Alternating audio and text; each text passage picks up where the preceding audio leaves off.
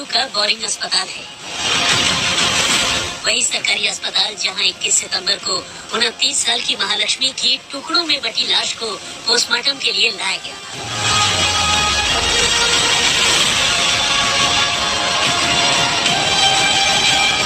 महालक्ष्मी के कमरे और फ्रिज से बरामद टुकड़ों की जब मुर्दा घर में गिनती हुई तो पता चला कि कातिल ने महालक्ष्मी के 30 से 40 नहीं बल्कि कुल 59 टुकड़े किए थे।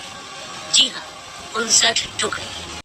एक इंसान के इतने टुकड़े देखकर खुद मुर्दा घर के कर्मचारी तक हैरान। बेंगलुरु के अस्पताल में इससे पहले इतने टुकड़ों में बटी लाश कभी नहीं आई। व्याली कवल इलाके में मौजूद यही वो 3 मंजिला घर है जिसकी पहली मंजिल पर महालक्ष्मी रहा करती थी। महालक्ष्मी के कमरे से 21 सितंबर को फ्रिज और कमरे में बिखरे उसकी लाश के टुकड़े मिले थे। अंदेशा है कि महालक्ष्मी का कत्ल करीब 19 दिन पहले हुआ था। ये उसी कमरे की तस्वीरें हैं और ये वही फ्रिज है जिसमें लाश के टुकड़े रखे गए थे। महालक्ष्मी के इसी कमरे में पुलिस को एक ट्रॉली बैग भी रखा गया। बेंगलुरु पुलिस सूत्रों के मुताबिक बहुत मुमकिन है कि कातिल ने लाश के टुकड़ों को इसी बैग में रखकर कहीं बाहर ठिकाने लगाने की साजिश रची थी।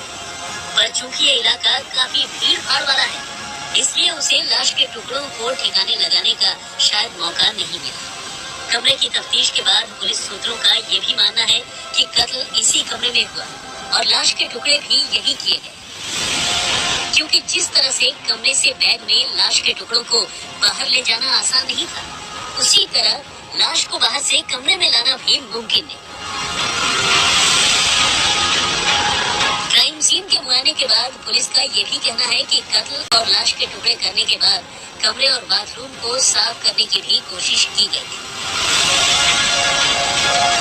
पोस्टमार्टम के बाद टुकड़ों में जमा लाश को महालक्ष्मी के घर वालों को सौंप दिया, जिसके बाद बेंगलुरु में ही उसका अंतिम संस्कार भी हुआ। अब सबसे बड़ा सवाल यह है कि महालक्ष्मी का कातिल कौन है और कत्ल की वजह क्या है। तो बेंगलुरु पुलिस सूत्रों की माने तो उन्होंने महालक्ष्मी के कातिल को ढूंढ निकाला।